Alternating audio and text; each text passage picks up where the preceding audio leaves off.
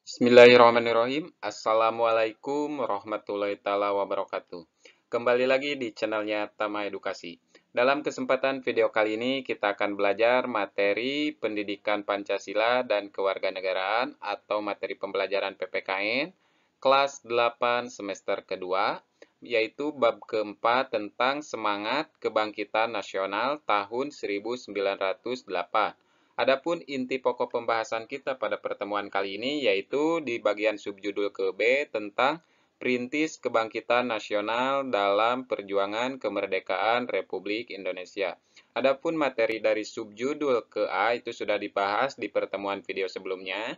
Nah, materi ini untuk jenjang SMP atau jenjang MTS. Materi ini materi kurikulum 2013. Sebelum lanjut menyimak pembahasan materi dari channelnya Tama Edukasi mengenai materi pembelajaran pendidikan Pancasila dan kewarganegaraan, supaya tidak ketinggalan video-video terbaru dari Tama Edukasi, alangkah lebih baiknya bantu dukung channel ini dengan cara klik subscribe, like, komen, serta share. Dan jangan lupa untuk mengaktifkan notifikasi lonceng.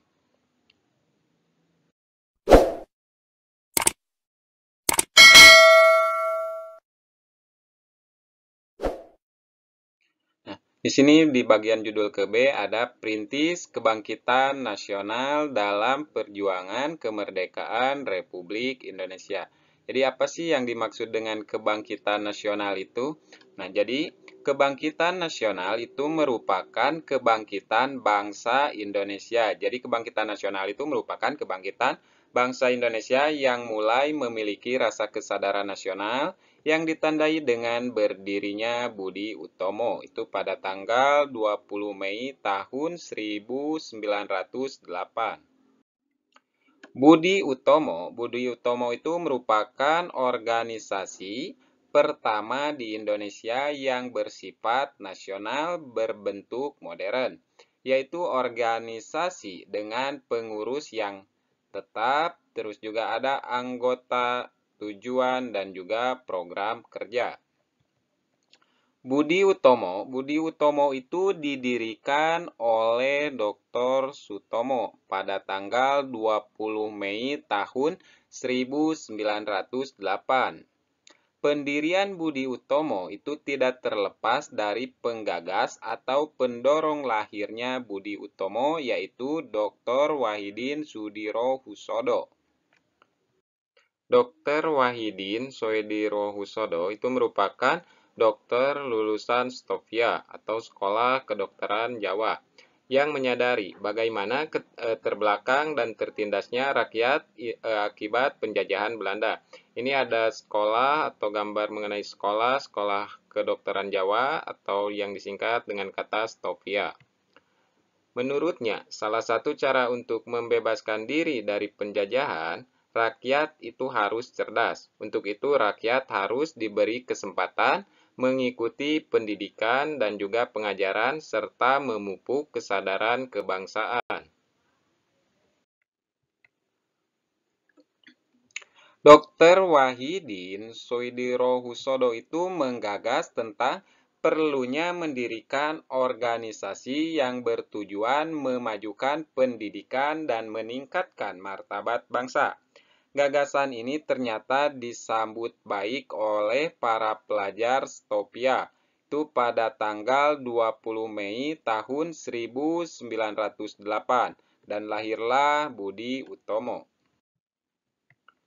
Budi Utomo itu berasal dari kata Sansekerta yaitu Budi atau Budhi berarti keterbukaan jiwa, pikiran, terus kesadaran, akal atau pengadilan, yang juga bisa berarti daya untuk membentuk dan menjunjung konsepsi dan ide-ide umum.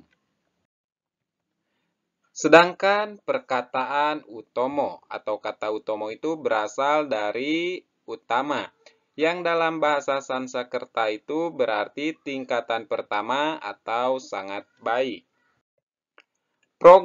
Program dari Budi Utomo adalah mengusahakan perbaikan pendidikan dan juga pengajaran. Ini merupakan program dari Budi Utomo. Jadi program Budi Utomo itu adalah mengusahakan perbaikan pendidikan dan juga perbaikan dari pengajaran. Akan tetapi, programnya itu lebih bersifat sosial karena saat itu belum dimungkinkan untuk melaksanakan gerakan yang bersifat politik.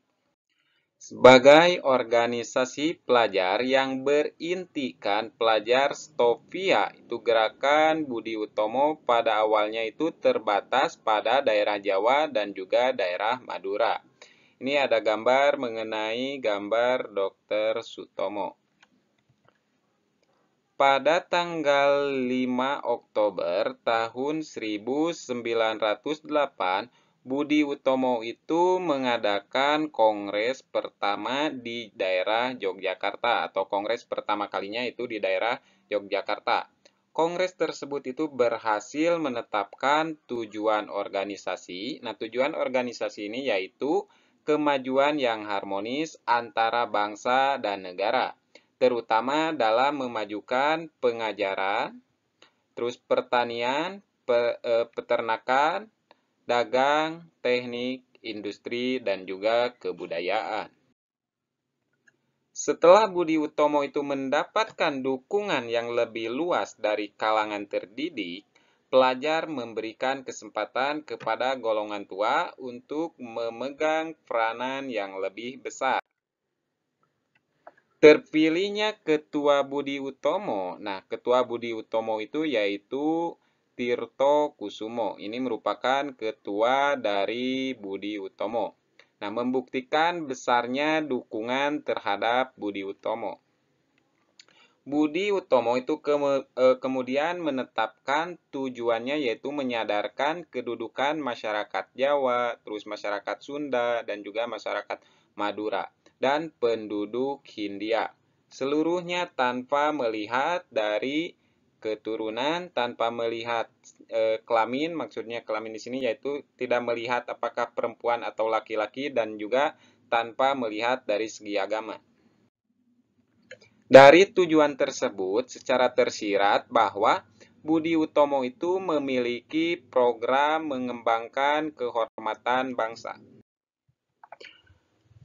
Bangsa yang terhormat adalah bangsa yang memiliki derajat yang sama dengan bangsa lain. Penjajahan membuat bangsa Indonesia itu tertindas. Pergerakan Budi Utomo itu memperlihatkan keinginan bangsa Indonesia itu untuk bangkit menjadi bangsa terhormat dan dapat berdiri sejajar dengan bangsa lain. Budi Utomo itu merupakan organisasi pertama yang memperjuangkan cita-cita nasional. Dalam perjalanannya, Budi Utomo itu diwarnai berbagai kepentingan baik dari birokrat, priayi, atau bangsawan, maupun pemerintah Belanda. Namun, pidato dari Dr. Sutomo itu yang dalam di awal pendirian Budi Utomo, yaitu, "Saya yakin nasib tanah air di kemudian hari akan ada di tangan kita." Nah, pidato ini berbekas kepada seluruh anggota Budi Utomo untuk memperjuangkan kehormatan bangsa Indonesia. Besarnya pengaruh pergerakan Budi Utomo itu dalam perjuangan kemerdekaan Indonesia, Presiden Soekarno pada tanggal 20 Mei tahun 1948 menetapkan hari kelahiran Budi Utomo sebagai Hari Kebangkitan Nasional. Nah, jadi Hari Kebangkitan Nasional itu adalah hari kelahiran Budi Utomo. Kebangkitan nasional pada awalnya itu dilakukan oleh para pelajar. Oleh karenanya, kalian juga harus meneruskan nilai-nilai kebangkitan nasional tersebut. Di antaranya, kita dapat bangkit dan mengubah diri menjadi lebih baik.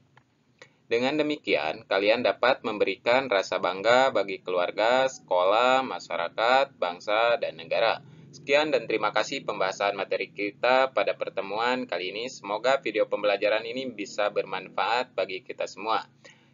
Supaya tidak ketinggalan video-video terbaru atau materi pembelajaran terbaru dari channelnya Tama Edukasi, alangkah lebih baiknya bantu dukung channel ini dengan cara klik subscribe, like, komen, serta share. Terima kasih. Assalamualaikum warahmatullahi wabarakatuh.